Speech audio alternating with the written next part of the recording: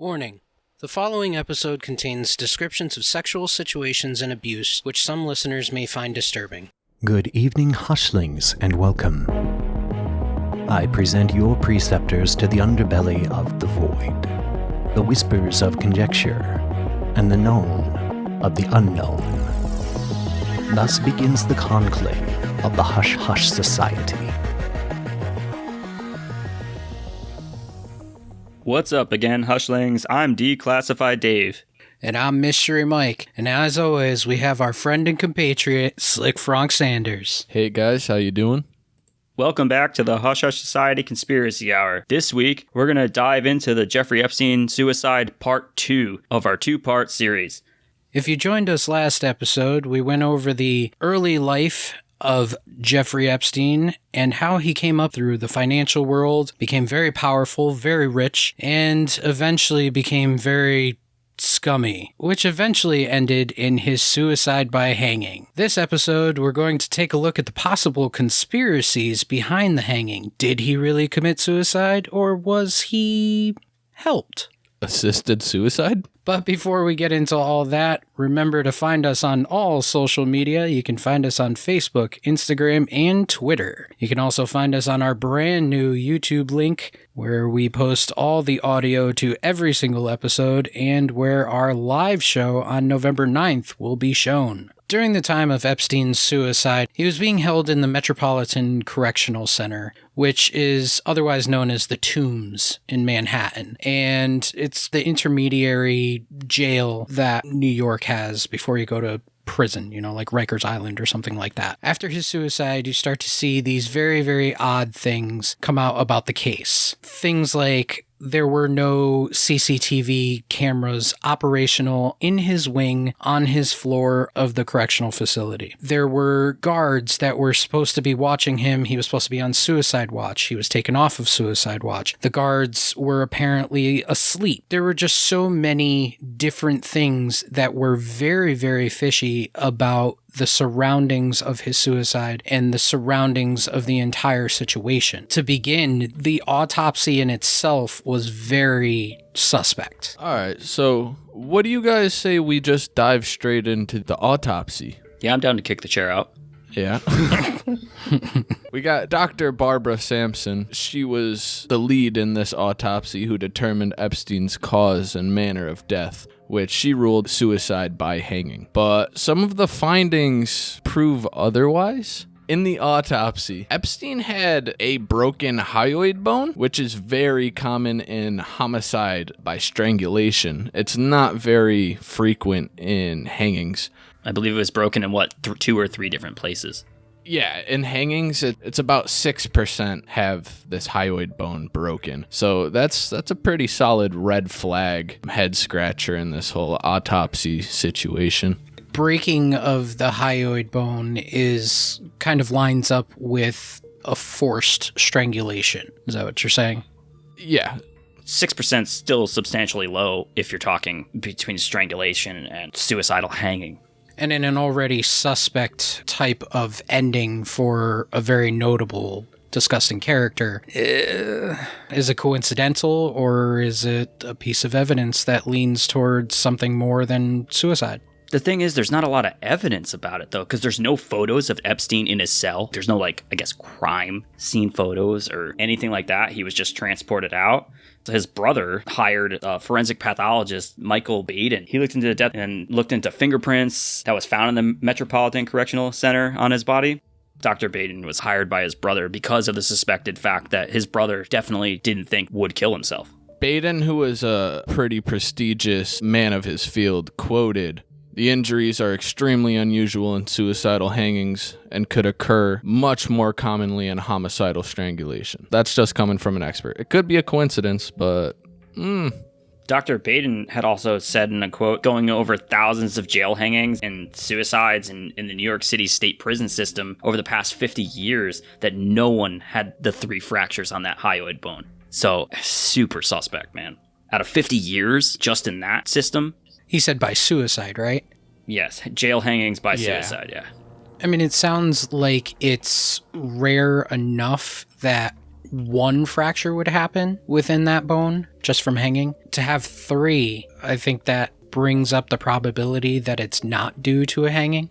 I don't know. If you didn't know jack about Epstein or his gummy past pre-suicide and you had only been looking at these facts, it kind of screams this dude didn't kill himself. It's an extremely rare anomaly if it had just happened by coincidence by him killing himself. Because originally, Dr. Baden had said that the original cause of death was pending for the first couple days, and then they ruled it a suicide.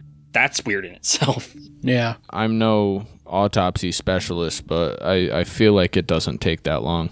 Not in a controlled environment, like I guess controlled in a sense as a state prison system. And that makes you wonder if it's just a convenient cover story. Like you said, if he was a regular inmate that had gone and died by this quote-unquote hanging and had these 3 fractures in his hyoid bone, would the coroner or the doctor had looked at this and said, oh yeah, this was done by another inmate, or this was done maliciously against him, this was not a suicide? Was it wrapped up especially because of who he was, and does that point to a cover-up? It could have been. There's a lot of other things about that autopsy too. The neck trauma, one pathologist said that the neck trauma was associated with both strangulation and hanging, especially in older men. That itself can go both ways. With the date of autopsy 8/11, so the day after he died, by Kristen Roman, medical doctor. It says, brief synopsis, it's very long. Ligature furrow of the neck, hemorrhages of the oral mucosa. There's a lot of medical terms in here. Apparently he had hypertension and cardiovascular disease. Abrasions on the left forearm and hemorrhages of the face. It's a small thing, but pointing out the heart issue. Yeah, he was in his 60s when he died. There is a possibility of a heart issue at any age, obviously. But I was just thinking, if he had a heart issue, how was it that he was sexually assaulting women 3 to 4 times a day? Is there a heart issue that kind of allows you to go on having sex literally all day? I don't have massive cardiovascular issues. I'm experienced with people in my family with cardiovascular issues, and they were still able to do some things. But I mean, it all depends on the severity of it. I'm looking at this report literally right now, and I don't understand a single thing on it. So the only thing I can understand is ventricle and hypertensive and cardiovascular disease. I mean, that's heart disease. So probably had shit cholesterol and high blood pressure, and the dude, he's in his 60s, man. Having that type of money, would you treat yourself amazing? God. No, I'm just kidding. I see where you're no. Yeah. Like I could see how that could be an issue. Are you inferring that maybe this heart problem was fabricated? Could be neither here nor there. Whether he was set up to be a suicide or he was killed outright, I kind of see that as a non-issue. But it was something that I saw as kind of an interesting little tidbit, is that if you have this cardiovascular disease, how often are you feeling well enough to have sex? And if you are feeling that well, how are you doing it 3 to 4 times a day? That kind of delves into a little whisper that I had in the back of my mind, is that maybe, just maybe, this is just, a thought, Purely hypothetical, that his autopsy report may have been not his. Okay. So not fabricated, but they just took somebody else's autopsy report? Could be. Or slapped his name on it? Yeah. Or took pieces of another autopsy report and added it. There's also the other side of it, is that maybe it wasn't Epstein's body that went to the coroner in the first place. There are photos circulating around that compare the ear shape and cartilage and whatnot, parts of the ear of the supposed dead Jeffrey Epstein with the living Jeffrey Epstein, and the cartilage and the shape of the ear doesn't match up. Now, it's well known. Really? Now it's well known that everybody has distinguished ears. Nobody has the exact ear. Nobody has the exact ear shape. Everybody's unique. We're all little snowflakes. We're all special in our own eerie way. Get off the show. Oh shit! I see what you're talking about. Yeah, so you have a post-mortem picture of Epstein, and you have a picture of when he was alive. Now, you could have two completely different ears on your head, and some people would say, oh, well, that's a picture of the left ear, and this is a picture of his right ear. But the comparison is of the body's left ear with the left ear of Epstein as he was alive. And those ears do not match up. Well, your ears don't change. The nose, too. You see the nose? Yeah, there's definitely features to his head and face that don't match up. You're absolutely right on that. But that takes us down another path. Now, if they used some sort of fake Epstein body, if they replaced him with some other poor dead sap that had heart disease and different shaped ears but looked similar enough that they could pass him off, does that mean that Epstein is alive? Now, one of the pictures I'm looking at, his hair too. His hair is a lot more saltier than pepperier in real life than it is in one of these pictures. It's a little darker than what you'd expect to see. And I think even before we get into all the rest of this, I think that this is one of the best pieces of evidence for him not being that body. Either he is still alive, or he was taken from that jail cell, taken somewhere else and killed, or he lives to this day and continues to do what he was doing all this time, just under a different pseudonym, in a different island, in a different part of the world where nobody would pay attention to some quote-unquote white tourist. Well, he certainly had the money to do it. And he had the backing. If you look at all the powerful people that he was surrounded by, if you look at even the flight logs, which we'll get into, there are plenty of people that if they were his co-conspirators, or they were his customers, or they were people that frequented his company, those people could easily be a pipeline to a completely new life that nobody would pay any attention to. They also could have been a person that took him out. It's very possible. It's either he's alive and he is somewhere else in this world, continuing to be a trafficker, continuing to do what he does best or did best, or, he's dead. Looking at these pictures, man, I don't know. I don't know if he's dead. There's only one definitive picture where you can see Jeffrey Epstein, and he's on a gurney going into either an ambulance or wherever they're taking him, a van, to the coroner's office from the actual jail. That's the only picture that you actually see where it's definitive, facially shot, side. You can see it's obviously Jeffrey Epstein laying on a gurney. But could that have also been him post his injuries in prison days before he committed suicide? It definitely could be, yeah. If you don't have context for the picture, that could be what that is. Yeah. The injuries a couple days prior, yeah. Yeah, from his beatdown. His strangulation that he refused to talk about. I don't remember. I don't remember what happened. Or that supposed attack that happened. And that brings into light the whole possibility of, okay, let's say that he made it out alive. Who is going to look for a dead man? Nobody's going to look for a dead man. They're just going to ask for his vote. I'm just kidding. I mean, that's pretty much it. They're going to shake his hand and say, okay, see you on November 2nd. But all the powerful people that he was linked to, world leaders, businessmen, millionaires, billionaires, everybody under the sun, it's very possible that he had a getaway plan. He had a get out of jail free card. He did. I believe he had multiple passports and a safe full of diamonds that they found or something in one of those raids that they did in his house. Oh, yeah. He had fake passports. Yeah, he was ready to go, man, if he got caught. And there's tons of theories of people who were far less wealthy than Jeffrey Epstein, who people genuinely believe that these people faked their deaths. Tupac, Biggie, Michael Jackson, and they're nowhere near the net worth of Jeffrey Epstein. So no. I think that makes that idea pretty plausible. He had the money to do it.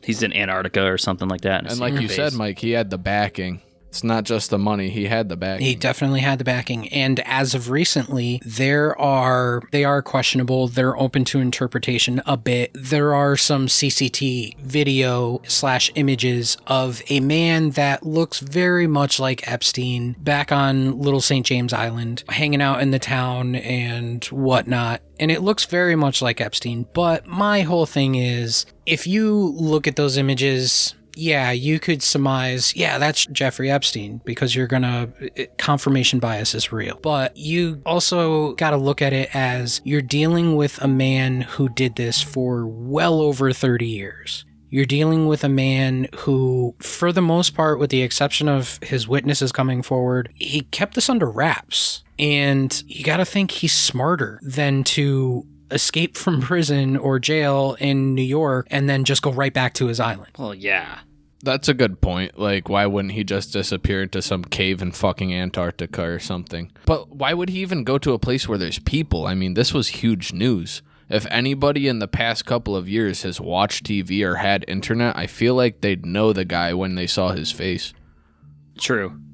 But I guess on an international light, how many people have the internet? Out of 7 or 8 billion people that are on this planet. But look at the population of Little St. James Island or the surrounding islands. They know who Epstein was. Doesn't he own the island? It's his island, right? Yeah, but I think it has like a town. He's got like right? an island on the chain. Yeah, it's like a chain of islands. So who's going to be on that island other than him? And the people that he employs, and those people were pretty loyal to him. I mean, yeah, there's only a few testimonies of things going on. Well, one thing that I think is suspicious, that granted it could just be the way the case played out, but how Ghislaine Maxwell was arrested in July of this year, and she ran from the FBI when they tried to get her in her house in New Hampshire or whatever. And, she barricaded herself in a room. So could Jeffrey Epstein still be alive? And he's going after all the players now? A year later, his longtime girlfriend, get rid of her evidence. But it also could just be the way the case is playing out with all the players that have been a part of it. Have you guys heard anything about Maxwell? She hasn't talked. I haven't heard news about that. The case is gonna proceed next year. Oh, really? That's unfortunate. Yeah. They should just do it. Here's the thing that everybody and their mother who believes in the conspiracy, who has been following the case of Epstein, has an idea every which way up and down of what they think happened. Everybody is questioning, where is Ghislaine Maxwell's mugshot? It's a very, very simple thing. Even Epstein had a mugshot. Okay? He is just as synonymous with this whole thing as Ghislaine Maxwell is. If Ghislaine was taken into custody, she would have a mugshot. They would have released that. They released it literally the same day that they arrested Epstein. So if she's really in custody, if she's really prison bound or going into some sort of prison system or Guantanamo Bay even, something of that sort, they would have released a mugshot. Or there's the other side of it where they're keeping her safe. Well, supposedly she's in Brooklyn in some detention facility, but that's all you know. It could definitely be some sort of twisted witness protection program they're working with her on. Okay, let's say that Epstein is dead. We'll play that card. Epstein is dead, and whether it was by suicide or assisted suicide is yet to be determined. But Ghislaine is alive and well, as we think she might be. Didn't President Trump say he wishes her wish well? Her the best. Yeah, I wish her well. What? Yeah. He said it on live TV, man. Yeah, it's weird, dude. Very, very odd. And it kind of makes you wonder: is he saying that to keep his name out of her mouth, or is he because little pat on the back for he actually Ghislaine wishes Maxwell. her well? I hope you're okay. If Epstein is dead, then Ghislaine is the only. I mean, she's not the only, but she is the most likely to have the names, dates, the occurrences, who was there, what they did, when they did it. She could spill the beans on a myriad of people. Probably better than Epstein could have spilled the beans. Wasn't she his bookkeeper? She Essentially. was his little scheduler. She was the right-hand man or right-hand woman. She was the one. She was there for how many accounts have been told by the victims where Ghislaine was not a part of it. Or whether she organized it or she was actually part of the abuse. To further understand who might have possibly been intertwined with Epstein's quote-unquote suicide, you got to take a look at the flight logs. There were a total of 1,500, give or take, flights recorded that you can look at the logs publicly. And these flights vary from years from 1995 all the way to 2019. And there were some pretty notable names on these flight logs, and I was taken away when seeing the amount of trips that these people were taking on Epstein's private jet. There was also 1,500 or so names of people that were royalty, politicians, celebrities, like you said. 1,500 names, man. Not only the flights. It's unreal, you know, like if you're taking that many flights with this guy, you kind of gotta know the sleazy shit that he's into. And I know a lot of people have come out and say, oh, I didn't know what he was doing. I knew nothing about his private life, but you're spending a lot of time with the dude to not know what he's got going on. Do you think that this guy had people come on flights and come to some of his properties and actually have normal parties on the surface? Some of the names that are on this manifest list are like, I mean, you listen to their music, you watch their movies. Some of the names, man, like it's almost hard to believe. People that some people idolize, because nobody's idolizing Jeffrey Epstein. But some people that you idolize could possibly be involved. Or was it just, I'm having some crazy party in the Bahamas, and you're invited. Come on my private jet. There's a party going on, but behind closed doors in certain areas, this shit's happening. I'm not even going to beat around the bush because I don't give a fuck. Here's some of the names that were on the list. Bill Clinton has taken 26 trips to Epstein Island. The well-known lawyer who we talked about last episode, Alan Dershowitz, took 12 trips. Actor and comedian Chris Tucker took 11 trips. Actor Kevin Spacey, disgraced actor Kevin Spacey, took 11 trips. Naomi Campbell, 4 trips. Prince Andrew, who we also spoke about last episode, took 4 trips. You have other people that are named. Donald Trump is he's definitely named. He's on there. The Manifest book also included like Mike Bloomberg, Tony Blair, David Blaine, Chris Brown, Naomi Campbell. Like there's crazy and don't names, forget about dude. Former reporter Walter Cronkite. Yep. Everybody knows him. Was Alexander Acosta on that list? Anybody? Nah, he probably kept his nose out of that, but he definitely had something. Yeah, he took the sub. Yeah. Probably went to the places in New Mexico and all that other stuff, kind of kept it local. Florida. Yeah, Florida. Yeah, Florida. Palm go. Beach, man. Yep. He was right there. Nice and convenient. There's even our vaccine, Lord and Savior, chip us so that we never have to think anything outside what the government wants us to think and do. Our Savior, he's going to end all suffering, Mr. Bill Gates. I can't wait to be chipped. There was also a girl by the name of Sarah Kellen who was Maxwell's assistant, and she has 350 flights. She is a frequent flyer on the Lolita Express. She is said to keep the names and numbers of girls who gave Epstein erotic massages and occasionally showed them the massage table or coached the girls on what to do. So essentially, this is what you got to do to get this guy off. Yeah. Fucking weird, bro. Yeah. So she was like these slaves trainers. She was the masseuse that trained people to ew. It's fucking gross. I wonder, some of these adult females that assisted him, with barring Ghislaine Maxwell, I wonder if some of these adult females were former victims of his. You know, Sarah Kellen, she looks like she's in her 20s. She very well could have been a girl that went over there for that initial $200 at one point, or that prospect of going to school or having something promised for her. And then it turned into the most frequent flyer with him and setting people up. She was also the schedule maker who made sure she could find if like girls were available to work and when he wanted a massage. And if you're talking 3 to 4 girls a day, this girl was a busy lady. Mm-hmm. Mm-hmm. I can't really fathom the mental gymnastics a person would have to do to have been a victim of this guy and then end up working with him and training these girls and working with these girls that he's violating and will continue to violate. How do you catch them young when they're naive and...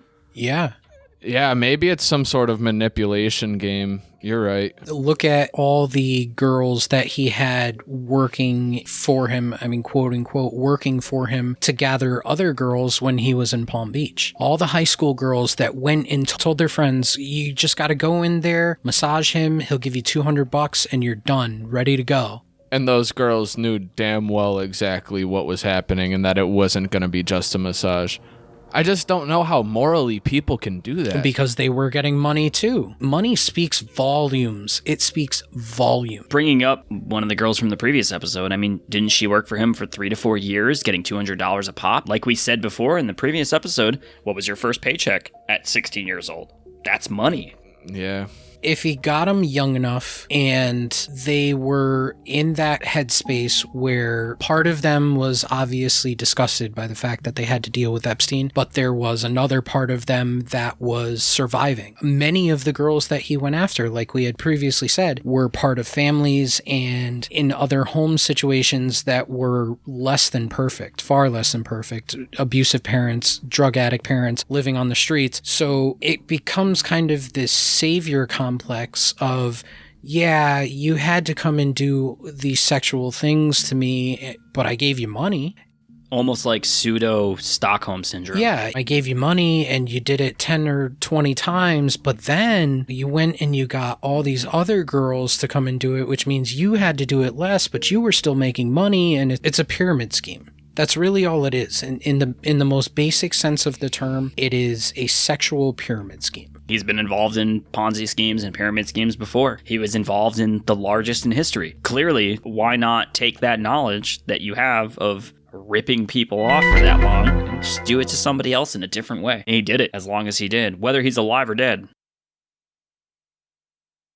Elijah, are you ready to bring on the weird? Yes, Will, I am. Are you ready to bring on the weird? Did you just make a Will I Am joke? Yeah, I did. Nice. I'll allow it. Anyway, we're just a couple of harmless guys digging into weird things we don't know much about. We're just trying to figure out what the hell is happening in the world outside our homes. Do we get things wrong? Without a doubt. Are we learning from those mistakes? Not anytime soon. Are you entertained by the crap we're talking about? Of course, that's why I always listen to the show. You listen? Alright, what do you like to listen to about the show? I like aliens, conspiracies, cryptids, NWO, shadow government, you name it. But, hold on. Do the aliens come from inside the Earth instead of interstellar travel? What made the conspiracy start? Why did that cryptid evolve to do the things it does? Who runs this NWO? Listen in as we dive into all manners of subjects as we bring on the weird. You can find us on Twitter, Instagram, Facebook, and Reddit. You can listen to clips of our episodes on our YouTube channel. Listen, rate, and review us on Apple Podcasts and Podchaser.com. You can also listen to us on Spotify, Stitcher, or wherever else you listen to your favorite podcasts. What's up, Hushlings? Mystery Mike here, and I'm here to tell you about a contest that we're currently running. It's real easy to enter. All you gotta do is go to iTunes, submit a review for our show, and screenshot it, then send it on over to us. You can do this through our social medias or through our email at hushhushsociety@planetmail.com. You'll be entered to win a travel-size edition of Conspiracy, the Card Game. This card game explores all the conspiracies and tests your knowledge of the deep, dark unknown. This contest will run until October 5th. Second and third prize winners will also be chosen and receive a Hush Hush Society sticker pack. Like Sarah Kellen, we have Emmy Taylor. She was a British musician and actress and flew on Epstein's private jet up to 190 times. She was doing just about the same thing as Sarah was, showing young girls how to please Epstein and organizing barrages of girls for him. She was another one of his servants, another slave to do his bidding. And essentially, these are secretaries. Even Ghislaine is a secretary. You're a secretary who gets hers from him, too, I'm sure, and her own. Even these two are secretaries for a CEO. They're setting up meetings, probably have something to do with the financials of those meetings and covering up that shit, too.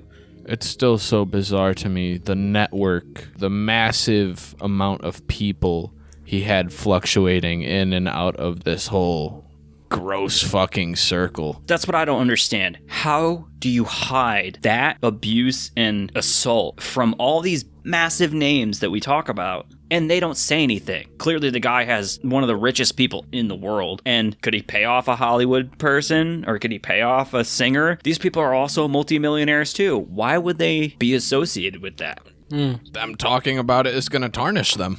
They were in on it. That's why you can't discredit a single person that has their name attached to this guy that could have been somebody that could have either gotten him out of prison by faking his death or got him killed. Some of these people clearly don't have the power and money, but when you're talking people like Bill Clinton and his wife Hillary and Hillary, you're talking people like Donald Trump, Hillary with all her bullshit with the email shit, it's entirely possible that somebody of that power, I mean, Bill Clinton got a blowjob in the Oval Office, so it's entirely possible that this guy was involved in the shit that Epstein was doing too.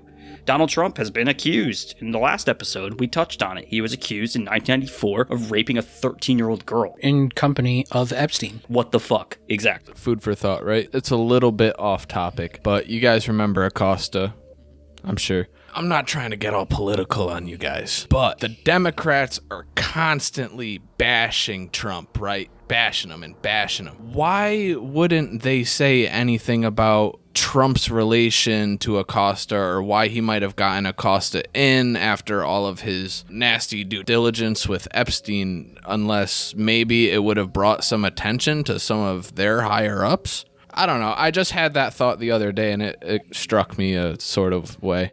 It goes back to that sweetheart deal. There's a lot of other players involved other than Alexander Acosta to get somebody off for raping kids. I would answer your question with another question. Would you aim a gun that had a bent barrel that pointed back at you and pull the trigger? Exactly, which I think just further spread the circle, further than the flight logs and further than the allegation. I think there's a lot of people involved that nobody will ever know.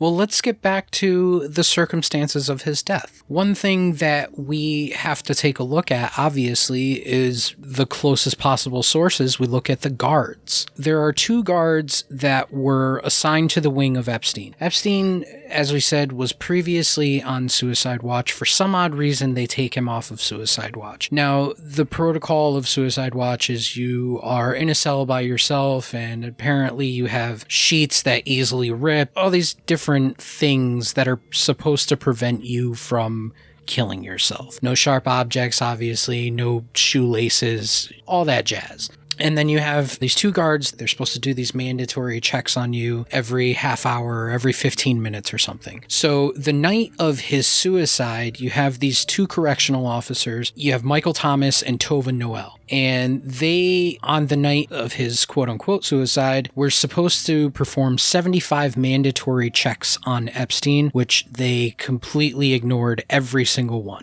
They didn't do any? No. 75 mandatory checks went not done. Couple that with a supposed failure of CCTV cameras and any kind of witness, we have to start looking at who could have gotten into that cell to kill Epstein. Past the suicide. We've already explored the suicide. Let's look at what could have happened instead. So the initial report said that there was no footage of whatever was going on in that wing. Later on, that was changed. The official story begins to morph, and now there is the statement from the correctional facility that the footage was working correctly. There was nobody that went into that wing, and the 2 correctional officers that were supposed to be checking in on him were instead sitting at their desks browsing the internet on their phone. This is all taking place inside the special housing unit inside MCC. They were supposed to be checking in on him every half hour, every 15 minutes, and instead we're seen sleeping on the job and pretty much ignoring their check-ins and falsifying records, which, to give an update, those 2 correctional officers are now being indicted on federal charges of falsifying records, especially when they are being held responsible for what happened with Epstein. Paid off? Hey, who knows? There's situations where it's like, okay, well, you keep your mouth shut, do your time, do whatever you got to do, and the rest of your family will receive $100 million or something like that. That's very possible. Getting back to whether it was an outside force that killed him. Was it another inmate? There's always the possibility that another inmate made their way into his cell, choked him, killed him, staged him as a suicide. Murders happen all the time in the prison system when it comes to pedophiles. It's known. Especially if everybody knew where he was and what he was there for and knew who he was. Can you imagine being the inmate, though, that was like, dude, I got a chance at killing this motherfucker, and I'm in here for life anyways? It could have been something as simple as that, and the guards were just like, well, this dude's a piece of shit. Fuck it. Yeah. Yeah, it happens in movies. I don't know about real jail. It but might happen in real jail. The movies and stuff, the guards, they'll tell inmates about the prisoners and why they're there, and Yeah. especially if they're scumbags. Yeah, there's definitely prison systems where they probably just turn a blind eye and let shit happen. Oh, I'm sure. New York. Since he was convicted in New York, putting him in the place called the Tombs, it's a death sentence. Essentially, he was given a death sentence anyways. He was 66. He was spending the rest of his life in prison. It's entirely possible that some 21-year-old kid that did time for shooting somebody at a convenience store walked in and said, fuck this guy. Yep, snapped him. I wouldn't say it's off the table. No. Not by far. And then just tied a bunch of knots out of a sheets or whatever PJs he was wearing. Oh, look at that. Yep. He fell into his bed Yeah, sheets. oh shit, this broke his neck. Yeah, the dude killed himself. Oh, shit. You don't know. You don't have the CCTV footage. All you have is the post photography of the crime scene without even his body in there. There's no photos. It's just orange jumpsuit sheets ripped up and tied into knots and thrown on the ground. And think about this. If you're locked up 12 years earlier and you're able to get a work order, leave, do all the things you did, 12 years later, you're literally put in a 6x10, and then all of a sudden, a month, 2 months after being incarcerated, you die. I personally don't think this guy killed himself. We have to pull back a little bit and look at the larger picture of more infamous or powerful people that may have been behind the killing of Epstein. The first one that pops into our heads is the Clintons. The Clintons have, in the conspiratorial world, a very large rap sheet for taking care of their loose ends. As we've said in the flight logs, you have Bill Clinton, who went to Epstein's Island multiple times. If you're looking at it from a point of view of the Clintons, should they be responsible for all the things that many people think that they are responsible for, then it is not far-fetched to believe that they would want to shut Epstein up in any way possible and as soon as possible. Hillary was involved in Benghazi, right? Yeah. So, I mean, that was a whole another can of worms, man. That was a cover up in itself of things that happened there. Just mentioning Hillary Clinton and Bill Clinton's involvement in this. In 2016, the email accounts of John Podesta, Hillary Clinton's campaign manager at the time, was hacked in a spear phishing attack. It was the WikiLeaks published his emails in 2016. There's the thing called Pizzagate. We're not going to get into that right now. We might talk about that some other time, but there's a falsely claimed conspiracy theory that's saying the messages contained from Hillary Clinton's emails of human trafficking and a sex ring. So having Bill Clinton being on the manifest to that is very suspect. Also, a couple other people that have been involved. You have people that were trying to expose pedophilia in higher areas, and they all have deaths by suicidal hanging. Hashtag Clinton body count. Shit was viral. Tons of names. Getting back to the flying on Epstein's jet 26 times, I read that 5 of those times he ditched his Secret Service detail, left all the Secret Service people off the plane. He said, you guys can't come. I think the dude was trying to hide something. I'm sure he had something to defend, and they have the power to do it. Depending if it happened while he was in his presidency. If this is clearly happening in the mid-90s, this is clearly happening with Bill Clinton. I mean, I'm sure the flight logs show those dates. But if you're going to get rid of your Secret Service, that's something I don't think any president's ever I don't even know if they're allowed to do that. At least while in service, I don't know that they're allowed to do that. I don't know. Maybe in a Gerard Butler film, but not in real life. That's probably the first time I've ever heard in my life that the Secret Service abandoned the president on a plane. And it's not Air Force One.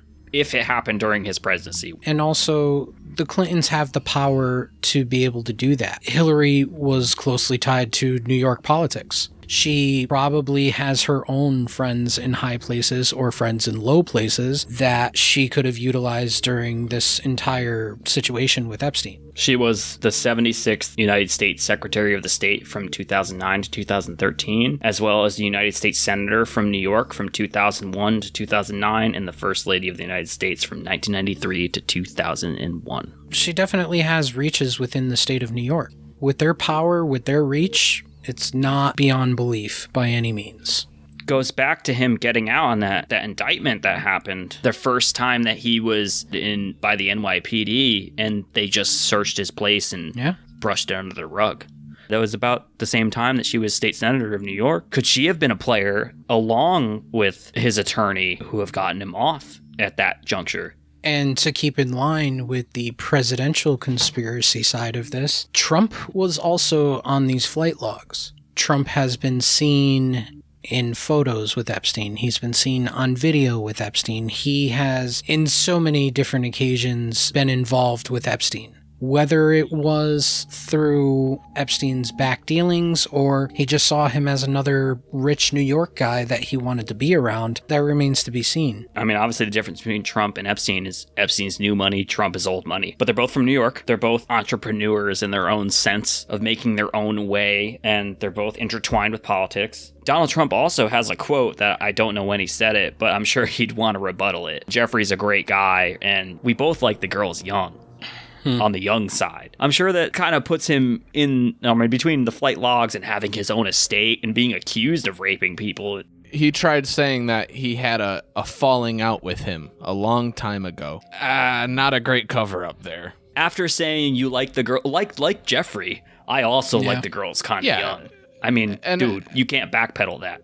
As it's been said, Epstein had these young girls at his high-status parties, and Trump was frequently partying with Epstein at his Manhattan mansion. If Epstein's there, I mean, what's going to happen? No matter where you're at, Zorro Ranch, up in Ohio, New York, Paris. But there was a story to counter all that. I like to have both sides of it. There was the story of Trump kicking Epstein out of Mar-A-Lago after figuring out what type of person he was. Whether that was a story that was made up by the Trump campaign or was made up by his PR people, we may never know. But to take it at face value, Trump did say that he stopped being friends with him and he kind of cut him off after he figured out what he was all about. I guess in his defense as well, when you do say you like women on the younger side, isn't his wife tremendously younger than he is? Yeah, compared to him. It could have just been something that some scummy guy said, not on the scumbag level of Epstein, but it could have just been some dude that's known for saying stupid shit. Even before he's president, he's known for saying stupid shit.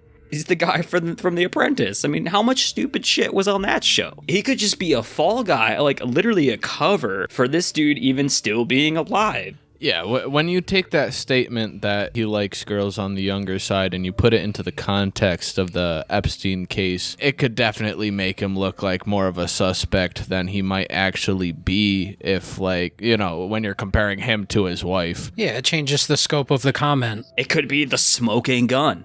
There's no definitive evidence, but I definitely wouldn't wipe it clean off the table as a possibility. Another possible player in the Epstein suicide is Prince Andrew. Prince Andrew has been named by victims, he's been seen by Epstein, he's been on his flights, they're intertwined. Prince Andrew was interviewed by BBC post-death of Epstein and figuring out what he was all about, and Prince Andrew had a lot to say about it. He quoted, "During the time I knew him, I saw him infrequently and probably no more than only once or twice a year, and that his relationship with Epstein had some seriously beneficial outcomes. I want to say he was just playing it out as they were business partners. Maybe Epstein was working his stocks or trading his assets, but there's allegations against the guy." Yeah, and even the royal family has kind of cut ties with him and are distancing themselves from him as much as possible.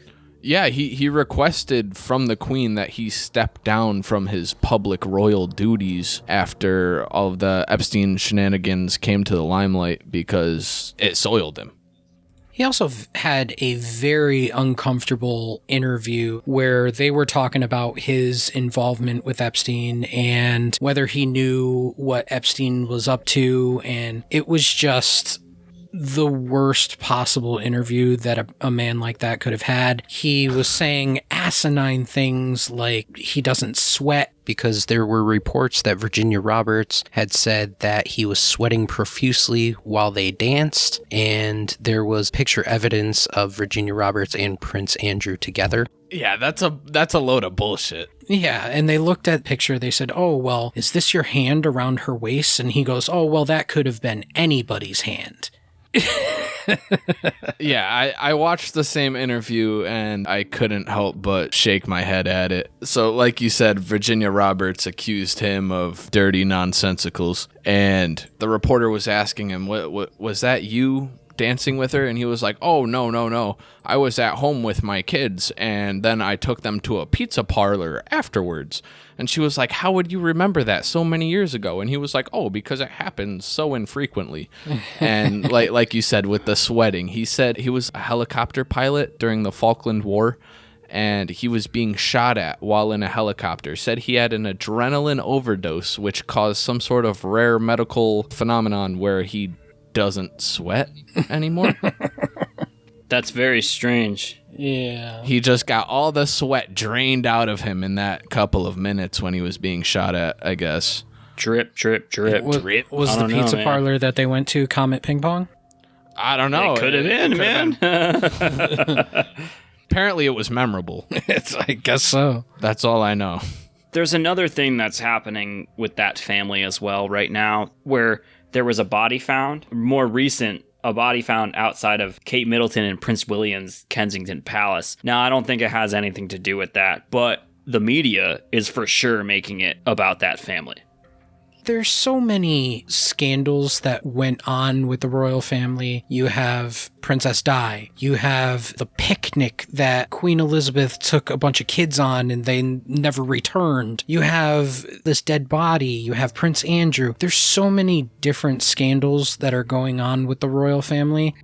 As you can tell, this whole Epstein debacle kind of spiders out into so many different other conspiracies, and it's very possible that this intertwines with a bunch of other stuff. Things that we will later on get into, of course, Pizzagate and reptilians and underground child trafficking rings and crazy little pizza parlors that shouldn't exist.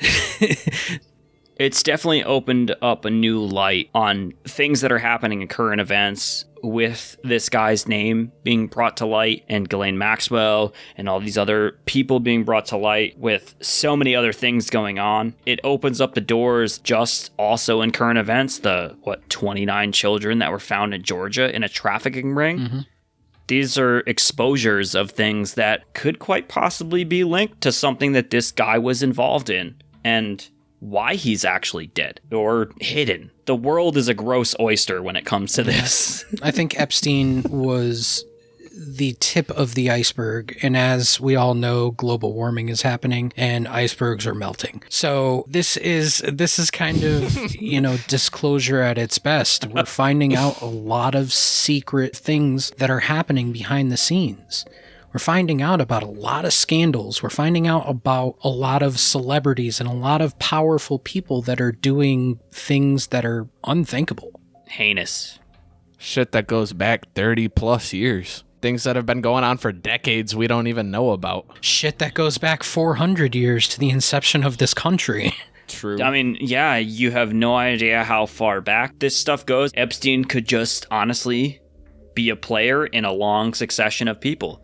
Human trafficking is something that happens globally. And on a massive scale. Yeah, and on a scale where you can't probably really imagine it. I can't imagine it. The next couple of years are going to be very interesting for what happens with, this case and what could be brought to light with it. And nothing might actually happen from this case. This guy could have been, even in death, could be so covered up that not a soul other than Ghislaine Maxwell gets fucked up from it.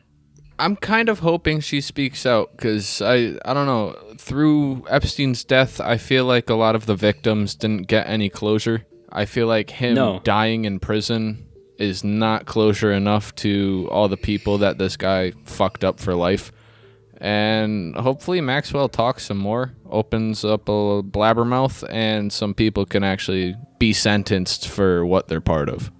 But there's always the possibility that they play this much like the police in the drug game. So what happens is the police will go out and they'll catch little fish, little corner drug dealers, nickel and diming people. And they'll say, okay, you tell us who your dealer is and we'll let you go. If they were to do that with Ghislaine, they could easily say, okay, point us in the right direction and we can make sure that you quote unquote disappear. We can make sure that you they could just say she's in prison. They could just say she's in prison. There's no mugshot, like you said. But that's what I'm Supposedly she's in saying. prison. They could turn around. They could say Ghislaine Maxwell is in prison for the rest of her life. They could even put a sham court date on there, have her show up in court. You're in prison for the rest of your life. And then she goes into the back room. She says, here, go find this person, and this person. And she's let out the back door to go live on an island somewhere across the world, which is a possibility of what happened with Epstein. It could be the same exact thing. But on the opposite end of it, his co-conspirators could have said, okay, we're going to cover up and make sure that your death is faked. And then you go back to business as usual, procuring young underage girls for all of us. He definitely was not the top of the top. He's not the chief. No. Definitely. I said that in the last episode too. And at the time of death, his net worth was $559 million. And we're talking about this guy being a billionaire. So that's what he disclosed as his money. I can't help but feel like he was nowhere near the top. I feel like he was... He's a middleman. Low on the ladder. He's a middleman. Yeah. The Epstein conspiracy continues to grow as we go day by day. Us not knowing what's going on with Ghislaine Maxwell, us not knowing the truth about what happened in that New York jail cell, us not knowing the extent of the players and the pawns in this game. So if you feel like you have any insight into this case that we might have missed, please reach out to us. Let us know.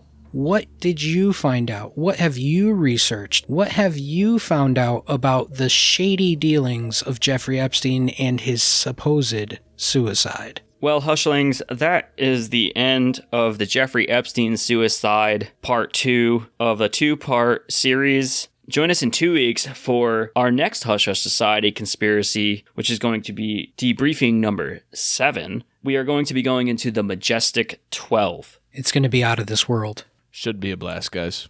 Guys, also be on the lookout for any merchandise that we are coming out with. We're working on some designs right now, some t-shirts, some hats, some stickers, some pins, some beer mugs, some coasters, a welcome mat. Most importantly, Hushlings, we are working on facial coverings. Be sure to wear your mask in public. Yeah, wear your mask for that fake virus. Anyways, stay tuned to the designs. Stay tuned for all the merchandise that we're going to be releasing. And we're also, I swear to you, we are working behind the scenes on getting our Patreon set up for those mini-sodes for our subscribers. And you guys will hear it first. If you would like to reach out to us regarding any of this information, make sure to hit us up on our social medias. You can find us on Facebook, Twitter, and Instagram. Also, don't forget that we have that brand new YouTube channel. Subscribe over there. Make sure you hit that ding button and get all our notifications first. You can find us on all our streaming platforms on Apple Podcasts, Spotify, YouTube, at our link tree at linktr.ee/Hush Society.